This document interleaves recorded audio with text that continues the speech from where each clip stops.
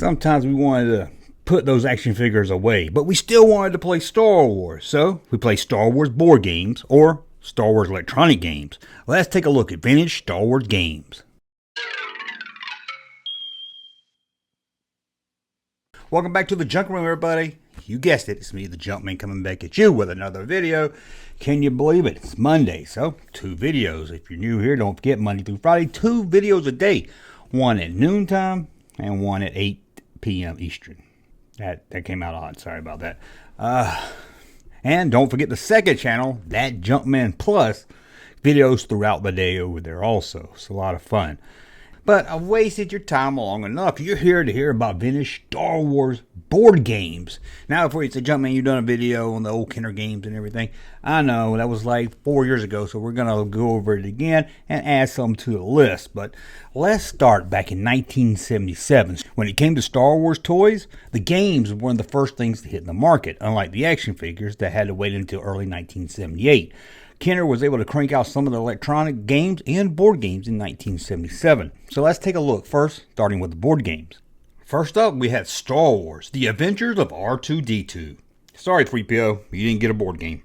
With this game here, you can experience the adventures of R2-D2, the true hero of the rebellion. Players will take turns spinning and moving R2 to the next color circle along the adventure path. But you gotta watch out for those purple adventure circles. They'll send you backwards, but try to get to the white adventure circles to move forward. The first one to return to the rebel base on Yavin after destroying the Death Star wins the game. This game here was 2 to 4 players and ages 4+. Now, I never played this game, but let's be honest, a lot of these board games wasn't fun back then. My problem was I would get a board game for Christmas or my birthday or something, and being that my brother and my sister was older than me, no one wanted to play a board game with me. It was a wasted gift. It's like, here's a present for you of a game you had to play by yourself. Friends never want to play board games. I would end up just setting up the pieces, playing board games by myself in my own little unique way. But let's take a look at one also that I didn't have. It's the Star Wars Destroy Death Star game. Never liked the title of this one. Sounds weird. Destroy Death Star game. Wouldn't it sound better to call it Destroy the Death Star game? I don't know. It just sounds pretty odd to me, and I never liked the box. It was just too big. It wasn't shaped like a board game box, and that bothered me.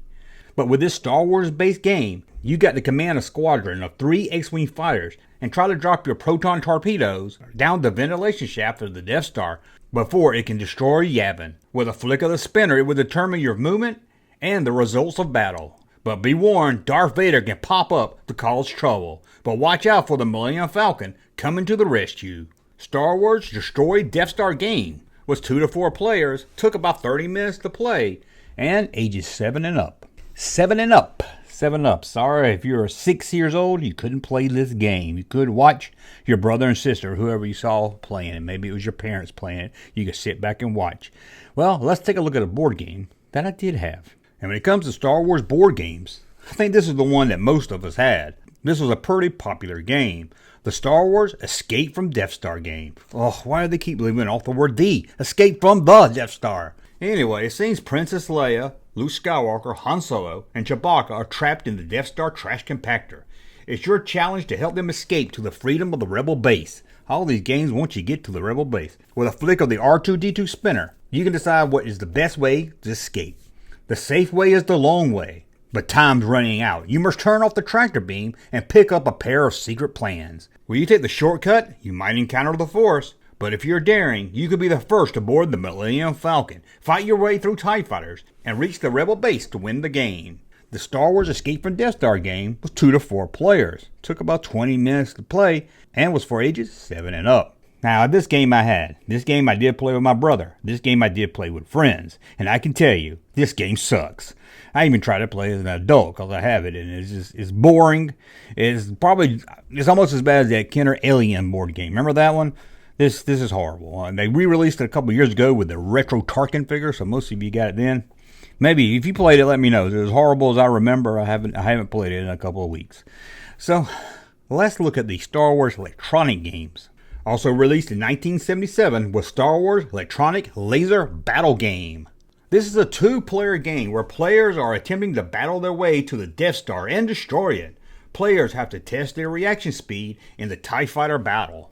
The first one in each round to hit the correct weapon button has one of the 6 LED lights to light up on the path to the Death Star in the middle. Once there, they have a chance to destroy the Death Star, if they can win the final battle.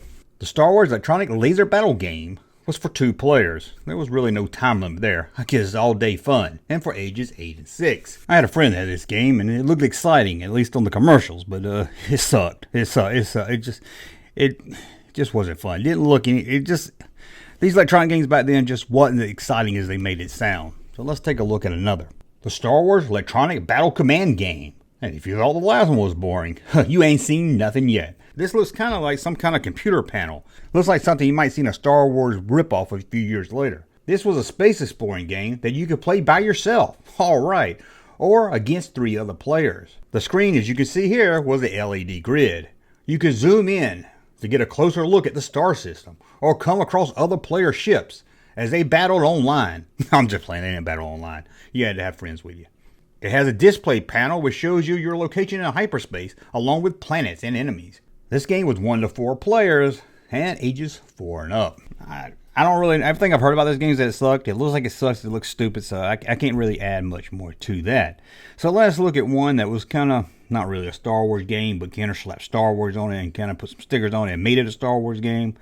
And it's not really an electronic game or board games. I don't really know where this one fits in. It's the Star Wars Flying Aces target game. This has a little gun at the top and you shoot these little ships. It looks like a lot of fun. I never played this one, but at my age, when this came out, I think I would enjoy this one, or at least thought I would enjoy it, unless it sucked. But yes, it's not a Star Wars game. It was first released as another game seen here. And it looks like they did keep the name Aces, which is odd. But you can have your own shooting gallery at home with the X-Wing Aces target game for ages 6 and up.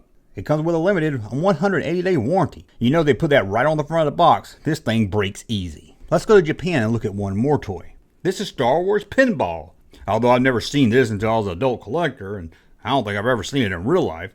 It looks pretty fun. I'm a sucker for pinball. But when it comes to pinball, you can't play pinball in a video game. It's got to be a pinball machine and have a ball. I don't understand people that play video pinball. But then again, I'm a pinball wizard, so maybe that's why. Well, let's go to The Empire Strikes Back and start with those board games. The Star Wars Hoth Ice Planet Adventure Game. Spin the dial to pilot the Millennium Falcon around Hoth. There's incidents along the way and a battle with force cards with the Imperial forces. Plan your strategy with the force cards and spin against Boba Fett, Stormtroopers, Probot, and AT-AT. Once you have enough force, you can enter the center of the board and challenge Darth Vader. First player to master the force and successfully outspin Darth Vader wins the game. This was 2 to 4 players. Took about 20 minutes to play and was for ages 7 and up. Hoth Battle Game. This is one they re-released a few years ago with a Luke retro figure. I don't know why it was. I don't know why they re-released. Why didn't they make it Wedge or at least Dak? I don't know. Just upset. Oh, Hasbro. Let's move on. The Star Wars Yoda the Jedi Master game released in 1981. Be the first player to become a Jedi Knight.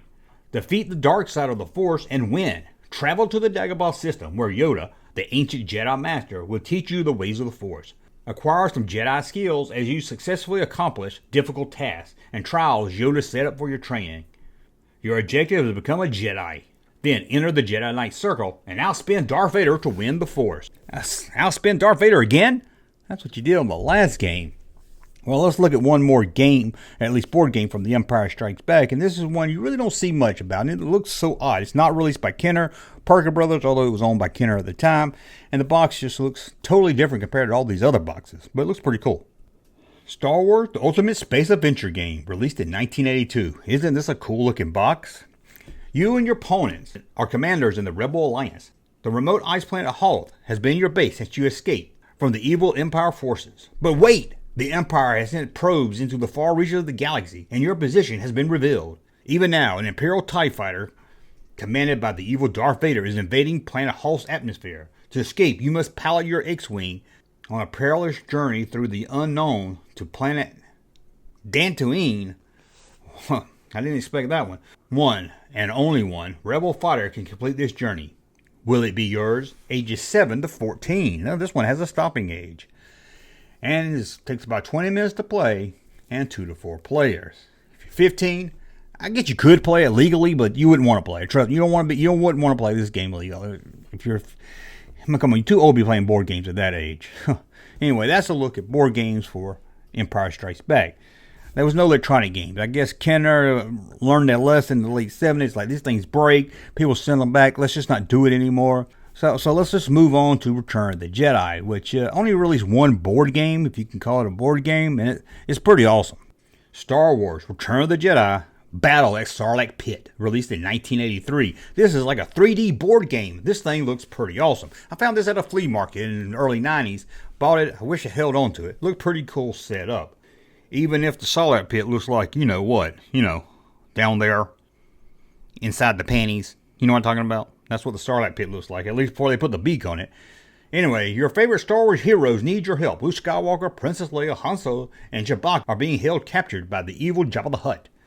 They're on his sails barge, high above the dangerous sand pit where the monster Sarlacc lives. To escape, you must defeat the Gamorrean Guard and the powerful Nick-2 and Boba Fett. I think it's the first time I ever heard Nick-2 being referred to as the powerful. You have to push them overboard into the Sarlacc's waiting jaws. Collect Jedi points for each guard you defeat, and then try to overpower Jabba the Hutt. The one with the most Jedi points at the end of the game is the winner. This game comes with a 3-dimensional board game, 17 plastic pieces, 48 cards, and even a card holder. It's for ages 2 to 4. Takes about 30 minutes to play, and ages 7 and up. 7 and up. 7 and up.